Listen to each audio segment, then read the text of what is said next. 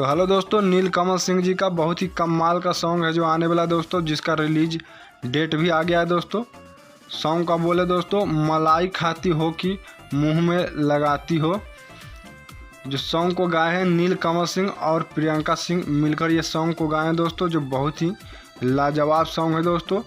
इसमें सॉन्ग को लिखे हैं आशुतोष तिवारी जी, जिनका बहुत ही सॉन्ग लिखा हुआ हिट होता है दोस्तों। म्यूजिक आर्य शर्मा जी का है दोस्तों।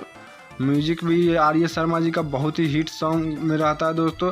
अधिकतर सॉन्ग में जो आर्य शर्मा जी का म्यूजिक रहता है, इसमें वीडियो आशीष सत्यार्थी जी का है। जो वीडियो बनवाए आशीष सत्यार्थी जी हैं, और डिजिटल पर सुमन सौरभ और विक्की यादव जी है दोस्तों। इसमें बहुत ही कमाल का जो एक्ट्रेस फिट हैं दोस्तों, जोया खान, जो इनका बहुत ही नीलकमल सिंह जी के साथ में जोड़ी जमता है दोस्तों। नीलकमल सिंह और जोया खान का एक बार फिर से है, जो कल बॉलीवुड भोजपुरी चैनल से सुबह 6 बजे है दोस्तों। ये सॉन्ग है जो रिलीज होने जा रहा है दोस्तों, नीलकमल सिंह जी का। प्रियंका सिंह और नीलकमल सिंह ये सॉन्ग को गाएं दोस्तों।